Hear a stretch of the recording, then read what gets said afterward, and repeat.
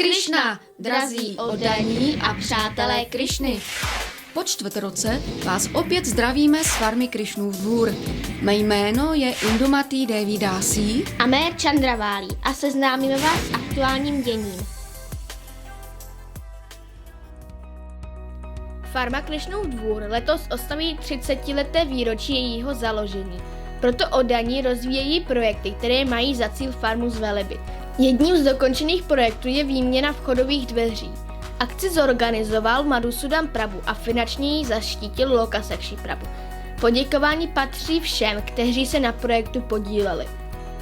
Marga neboli cesta je název velkého a finančně nákladného projektu, který má za cíl se jednou provždy zbavit bláta na dvoře farmy. Nová cesta ze žulových kostek bude lemována kamennými zítkami. Hlavními sponzory a pokladači dlažby jsou Lokasakshi Prabhu a koordinátor projektu Bhakta Tomáš Musil. Na cestu přispěli i další oddaní. Celkový rozpočet přesahuje 250 000 korun. Každý příspěvek je velice důležitý a pomůže projekt dokončit. Budování kamenné cesty je rozděleno na 2 fáze. V první fázi se vydláždí cesta od hlavní brány ke vchodovým dveřím chrámové budovy. V druhé fázi se bude dláždit cesta ke stodole. Všem, kteří se do projektu jakkoliv zapojili, velice děkujeme. Vážíme si každé pomoci. Přes omezený počet sloužících na farmě se stále daří zachovat předepsanou péči o božstva. Bohužel se kvůli zákazu shromažďování osob nemohou pořádat festivaly. Dne 19. dubna letošního roku se měl konat velký festival 10. výročí instalace božstev Nitai Gaurangi. Festival se v tento den neuskuteční a oslavy budou odloženy. Přesto můžete potěšit božstva dárkem zaslaným poštou či přepravní službou. Božstva můžete potěšit především přírodními vonnými tyčinkami, přírodní aviváží a pracími prostředky, potravinami pro přípravu sladkosti pro božstva, jako jsou ořechy, sušené ovoce, ghee a přírodní sladidla. Zakoupit můžete také šperky a ozdoby, ale vždy po 2 párech či kusech. Za všechny dary vám předem děkujeme. Vládní opatření proti šíření koronaviru se podepsaly i na událostech na farmě Krišnův dvůr. Byly dočasně pozastaveny nedělní programy pro hosty. Restaurace Govinda v Benešově omezila svůj provoz. Stále si však můžete zakoupit lahodný vegetariánský oběd bez karmy ve výdejním okénku v pracovní dny od 11 do 14 hodin. Pokud dáváte přednost objednávce z pohodlí domova nebo zaměstnání, máte k dispozici rozvozy obědů po Benešově a blízkém okolí. Vaše objednávky přijímáme pondělí až pátek od 7 do 11:30 na telefonním čísle 605 923 371. V letošním roce Premadatta Prabhu očekává suché léto, proto většinu ploch osel jetelem a ovsem pro senáž. Tyto rostliny jsou zvláštně důležité pro krávy v této suché době.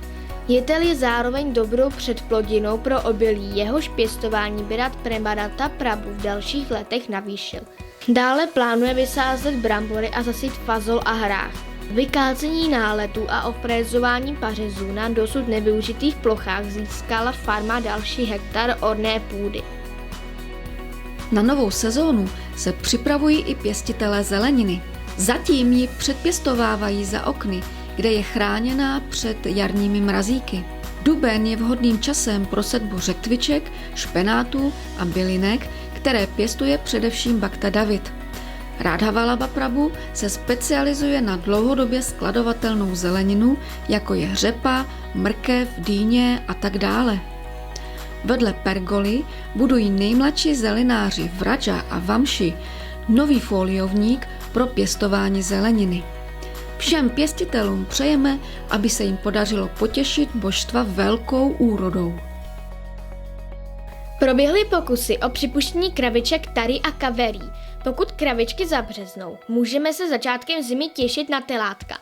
Produkce mléka u Tary a Narmarí zůstává stále stejná, denně nadojí přibližně 20 litrů. V mlýně se pomele za týden 1,5 až 2 tuny mouky. Cílem farmy je vyprodukovat a pomlít dostatečné množství vlastního obilí. Ve stodole plánujeme vytvořit nové prostory pro skladování a posklizňové zpracování obilí. V lednu a v únoru se uskutečnily mahabrigády v ovocném sadu. Všechny stromy byly přihnojeny, prostříhaly se jabloně a vybrané dřeviny. Vyřezal se trnkový nálet na jižní straně, který se rovnou seštěpkoval. Také se zprovoznila brána sadu, kterou lze teď zamykat.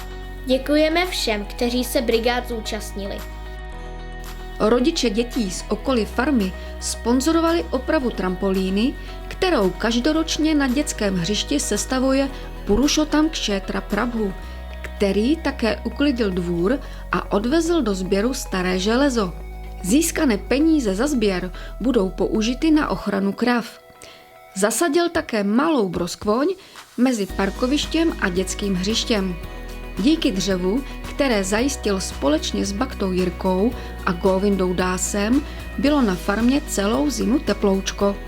Děkujeme za tuto službu. A na závěr bych vám ráda doporučila naše facebookové stránky, kde najdete informace o aktuálním dění na Krišnově dvoře. Videa také můžete sledovat v plné kvalitě na YouTubeových stránkách farmy Krišnův dvůr. Pokud se vám naše zpravodajství líbí, dejte like, sdílejte a pište komentáře. Hare Krishna!